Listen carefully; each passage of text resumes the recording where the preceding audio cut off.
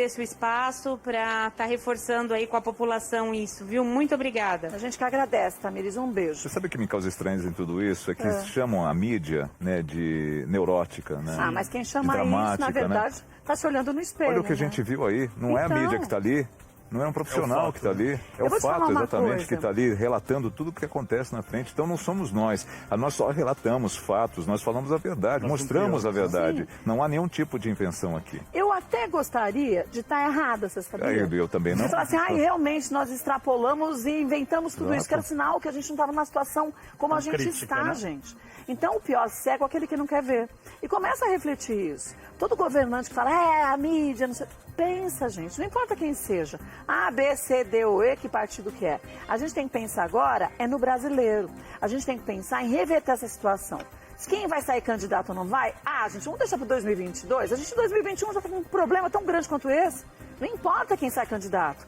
Importa quem a gente depois vai decidir para que tome a frente de todos os cargos políticos. É isso que a gente tem que ontem pensar. O coordenador João Gabardo, do Centro de Contingência de Combate ao Coronavírus do Estado de São Paulo, ele fez ali a abertura da sua fala de uma forma bastante contundente, né? Ele fala exatamente pela falta de UTIs, pela falta de leitos nos hospitais. E aí ele fala assim, não adianta você ter dinheiro. Se você tem dinheiro, pode pagar um hospital particular caríssimo, lá também não tem vaga para você. Você vai morrer na fila, independentemente da quantidade do cartão que você tenha ou do plano de saúde que você possua. E o que ele falou do pai dele, bem assisti a entrevista. Exato. Ele falou, eu tenho um pai de 83 anos.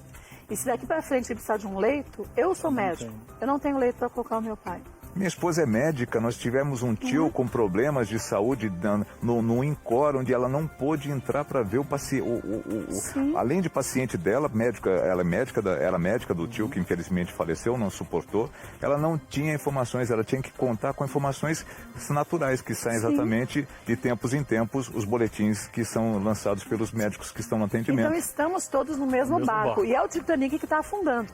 Não adianta ficar ouvindo a música e ficar dançando, quando você começa a perceber que na hora que afundar, vai todo mundo, que acredita ou não acredita, vai junto. Exato. Com dinheiro, sem dinheiro, vai junto. Então a gente tem que se unir. Vamos agora com a Maíra de Giaimo, que está lá na Faria Lima, para trazer mais informações para a gente, né, Maíra? A situação aqui, no Brasil inteiro, mas no estado de São Paulo está muito complexa, né? É sim, Kátia, boa tarde para você e para todos. Situação muito difícil em São Paulo também. 53 cidades já chegaram ao colapso do sistema de saúde, o que significa que não tem mais leitos disponíveis. A ocupação das UTIs já passou de 87% no estado e a gente tem cerca de 20 mil pacientes internados, sendo 9 mil em UTIs. Os hospitais públicos de São Paulo, 21 também não tem mais vagas e 4 estão com 95% de ocupação. E infelizmente, né, Mayra, a gente ainda vê muitos casos, como a gente comentava, já ainda festas clandestinas, depois a gente vai mostrar. Quer dizer, é muito complexo, porque se a gente estivesse nessa situação, mas as pessoas se conscientizando, né, Nelson Alex? Sim. A gente estaria pelo menos, puxa, então senão que daqui 15 dias a gente pode ter uma pequena melhora. Só que as pessoas continuam assim, agindo como se não houvesse amanhã, né? Eu não consigo entender exatamente. A Mayra, que é a nossa setorista do Palácio dos Bandeirantes agora, né, Mayra? Ela que acompanha exatamente todas as coletivas que são lançadas pelo governo do estado de São Paulo, ela vem em loco ali, não só a preparação, mas algumas reuniões. Ela às vezes fala pra gente, vai acontecer isso, vai acontecer aquilo. Mas eu só queria tocar num assunto que nós todos falamos todos os dias, aglomerações. Hoje, pela madrugada, uma festa foi fechada, uma festa clandestina, no bairro do Tatuapé, no bairro nobre da cidade de São Paulo. 150 jovens estavam ali dentro.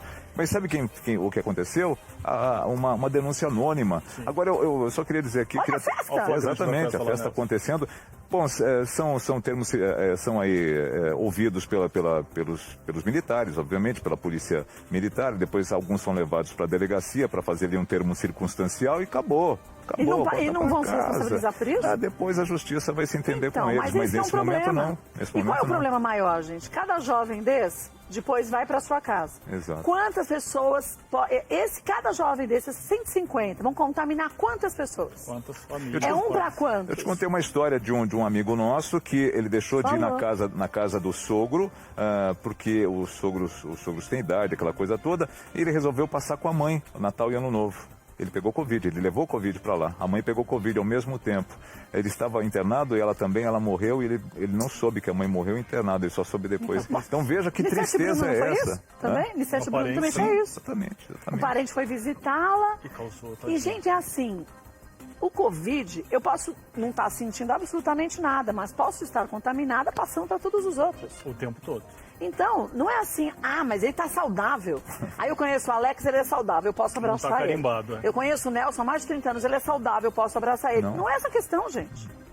Agora, Mayra, a situação aqui do estado de São Paulo mudou porque desde a determinação do nosso governador João Dória, a gente tem a partir da meia-noite de domingo para segunda uma fase um pouco mais restritiva, né? Exatamente, Kátia. É a chamada fase emergencial. E só acrescentando ao que vocês falaram, no estado de São Paulo, hoje, 50% das pessoas que estão internadas têm menos de 50 anos. Então a doença está atingindo, sim, e muito, pacientes jovens e sem comorbidades. Então é difícil. A partir de segunda, o que vai acontecer então? O que mudou para as pessoas entenderem da fase anterior?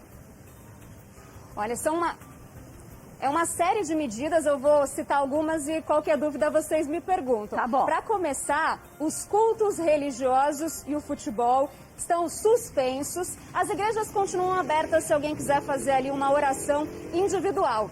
Há um toque de recolher das 8 da noite até as 5 horas da manhã, mas ele na prática é bem parecido com o que a gente já tinha, que é o toque de restrições, até porque não tem multa. Não tem aplicação de multa para quem for pego ali sem motivo circulando nesse horário. Então não tem uma grande efetividade prática. Além disso, tem algumas medidas como as lojas de material de construção precisam ficar fechadas, só podem funcionar por delivery ou drive-thru.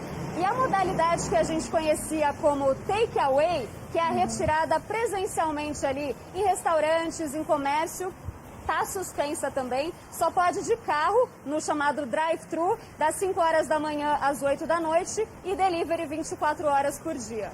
E as escolas, Mayra? As escolas estaduais vão antecipar os recessos de abril e outubro, agora para março, então só vão ficar abertas para merenda e para distribuição de materiais. Agora, o governo de São Paulo não alterou o decreto que coloca as escolas como atividade essencial.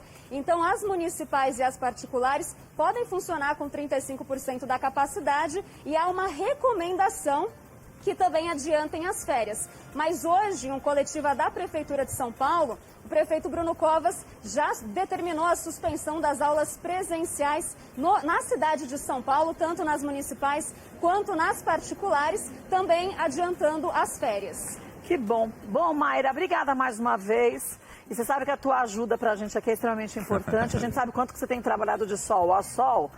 Mas é isso que vai fazer a diferença da gente, é todo mundo se unindo, se dedicando, trabalhando, se empenhando cada vez mais para a gente conscientizar a população. Embora em algumas situações, obrigada, viu, Mayra?